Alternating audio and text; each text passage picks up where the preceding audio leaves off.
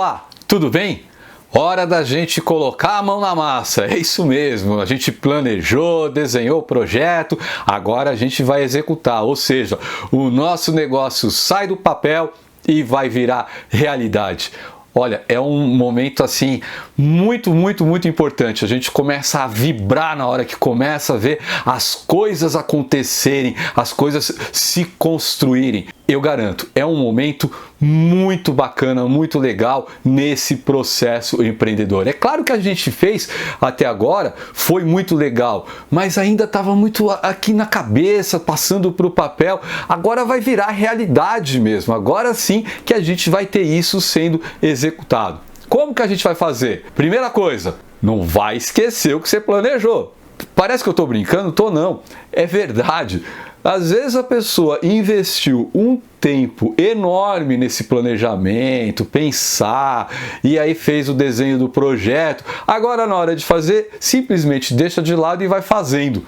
Isso daí faz com que você simplesmente abandone tudo e vai agora trabalhar em cima de tentativa e erro conforme vai fazendo.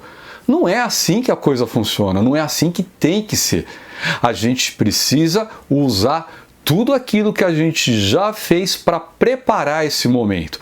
Então, aonde que nós vamos nos basear agora para a execução? Exatamente no projeto. Por isso que a gente fez o projeto. Ali nós temos as entregas e as atividades.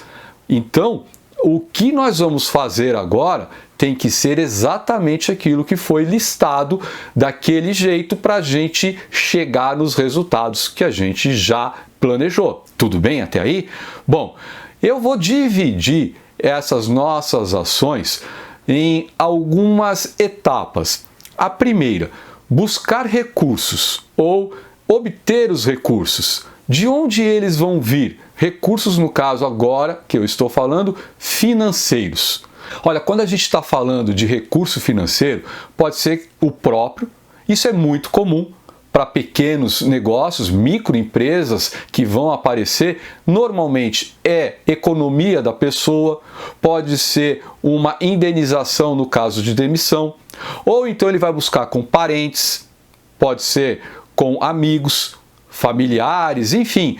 Essa é a fonte de recurso mais comum que a gente vê para as pessoas que estão começando um negócio bem pequenininho. Mas existem outras fontes de recurso, bancos, agências de fomento, depende muito do tipo de negócio. Você pode ter fontes de recursos financeiros diferentes. Quando a gente está trabalhando em cima de negócios baseados em tecnologia, em inovações tecnológicas, e a minha empresa ela vai colocar no mercado uma inovação tecnológica, nesse processo, inclusive, da pesquisa, no desenvolvimento dessa inovação, a gente já tem fontes de financiamento, de recursos para poder, então, fazer as atividades de pesquisa financiadas com recurso de terceiros. E, em alguns casos, a gente tem recursos que não precisam ser devolvidos.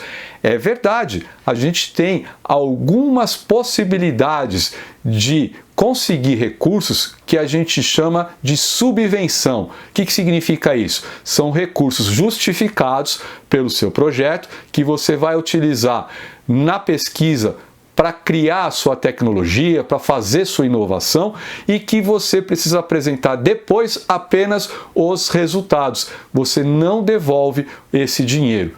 O que a gente tem que tomar cuidado é não ficar usando cartão de crédito e aí depois parcelando a nossa fatura. Isso vai criar uma dívida que vai crescer e pode comprometer o seu negócio.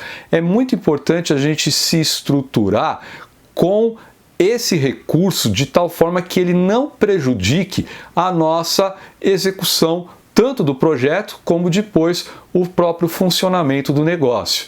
Dentro disso, eu estou também falando daquele capital de giro. Lembra que eu falei? Eu preciso ter incluído nesses meus recursos financeiros o capital de giro e deixar ele lá separado daquele jeitinho que eu falei para vocês, para que a gente possa ter um mínimo de garantia do funcionamento do negócio caso alguma coisa aconteça aí no meio do caminho.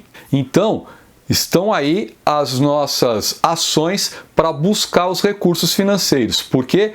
Porque eles são fundamentais para a execução das atividades. Lembra que eu falei? Cada atividade vai ter um custo. Então aí a gente se preveniu, agora a gente tem os recursos para executar as atividades. Na execução das atividades do nosso projeto, então, o segundo ponto que eu quero colocar é exatamente as pessoas que vão estar envolvidas ou responsáveis por executar essas atividades. Primeira coisa, precisa ser quem realmente saiba fazer. Eu não sou obrigado, e aliás eu devo reconhecer que eu não sei fazer tudo. Se eu não sei fazer tudo, eu tenho duas opções. Aquilo que eu tenho que fazer e eu não sei, ou eu vou aprender, ou eu vou pedir para alguém que saiba fazer. E é claro que quando eu vou pedir para alguém fazer, pode ser que eu tenha que contratar essa pessoa. Significa custos, então eu já tenho os meus recursos financeiros que eu captei pensando nessa execução. Aliás, isso é muito interessante. Às vezes, tem muitas pessoas que vão pedir recursos financeiros, seja por empréstimo ou seja nessa modalidade de subvenção que eu falei, e que fala assim, olha, eu preciso de tanto. Aí se questiona, para quê? Ah, para fazer isso e isso. Tá, mas por que você precisa disso e isso? E aí não tem a justificativa. Quando a gente fez aquela lista de atividades e os recursos e prazos necessários, fica muito mais fácil da gente entender e justificar a necessidade de um recurso. E também não ir atrás de recurso financeiro à toa, que a gente de repente vai pagar juros sem ter necessidade. Então, voltando, as pessoas que vão executar, elas estão preparadas? Se elas estão preparadas, ok, é hora de começar. Mas agora eu vou entrar num outro detalhe, o outro ponto da execução, que é o acompanhamento, o controle. Quem é responsável por controlar? A gente colocou lá no projeto, lembra? A gente pôs nas responsabilidades das pessoas da equipe e também na hora de medir, de verificar a qualidade. Pode ser que seja a própria pessoa que está executando. Aliás, melhor se for, porque aí a gente evita etapas que a gente chama de etapas de controle. Etapa de controle só faz aumentar os custos e os prazos e as chances de dar errado. Por que as chances de dar errado? Porque quem está fazendo não está tão atento, não está tão preocupado, porque sabe que alguém depois vai olhar. É verdade. Isso tira um pouco da responsabilidade da pessoa. Então, sempre que possível, que seja a mesma pessoa que está fazendo, que seja aquela que controla, que mede, ou seja, que vai fazer o controle do desempenho ou da qualidade do nosso projeto. O outro ponto que eu quero colocar para vocês em relação à execução é a atenção aos prazos e ao orçamento. A gente pode ter algum desvio? Claro, a gente fez uma projeção, a gente fez as estimativas, tomamos todos os cuidados, mas pode ter algum desvio. Os preços aumentaram, ou o fornecedor está com problema para me entregar, e aí, conclusão, atrasa, muda meu cronograma. O que importa é que a gente esteja monitorando o nosso cronograma e o nosso orçamento. De que forma que a gente pode fazer isso? Naquelas atividades que nós listamos, sempre nós temos o previsto e o realizado. E se a gente estabelecer uma rotina de controle, talvez alguma atividade ainda não está concluída, mas você sabe qual percentual dela já foi executado. E aí você sabe o quanto está faltando, o prazo que ainda tem para executar, se está tudo ok ou não, ou se você pode começar já a agir para recuperar um atraso que de repente esteja acontecendo. Você pode verificar se os gastos estão superando aquilo que você tinha estimado e ter uma ação que é tentar trazer para o orçamento de novo. Como que você vai fazer isso? Economizando em alguma outra atividade, vendo possibilidades de economia no que ainda vai ser executado, ou ainda, se não for possível, verificar se essa variação não vai comprometer o orçamento final. Porque pode ser que depois de um certo tempo, de umas certas etapas do projeto, você esgotou os teus recursos que você captou. Por quê? Porque saiu do controle do teu orçamento. Teus custos estão maiores do que você tinha planejado e você não percebeu. Agora tem que correr atrás de mais recurso financeiro, o que é um risco de pagar mais juros, ou de parar o projeto, ou então de comprometer todo aquele plano financeiro que você fez. Então esse controle, esse acompanhamento é muito importante para a gente não ser pego de surpresa e garantir que o que foi planejado, que foi projetado, está de acordo com o que a gente queria. E por fim, nessa execução, a gente tem que tomar cuidado, claro, com os aspectos legais. Não são raros os casos em que o projeto está terminado, não são raros os casos em que a gente está com tudo pronto, mas algum detalhe legal, algum detalhe com contabilidade ou a documentação do negócio, ou ainda alguma autorização de algum órgão regulador não está concluída, e aí a gente não pode realmente dar como encerrado o projeto. O que é pior, se a gente não fez direitinho aquela tarefa que é buscar uma autorização de um órgão regulador, pode acontecer de a gente não ter essa autorização, ser negada.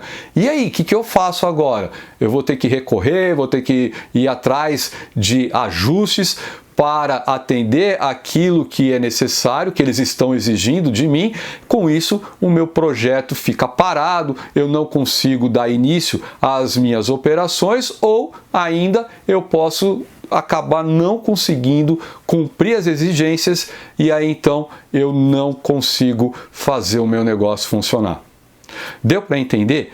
A gente fez o plano, estruturou o projeto, ok, mas agora precisamos executar com atenção a tudo aquilo que foi colocado no projeto. Ele, como base, o projeto, nos ajuda a não desviar e fazer tudo de acordo com o que a gente quer que seja feito para chegar onde? No nosso objetivo. Já esqueceu qual que é o objetivo? Espero que não, hein?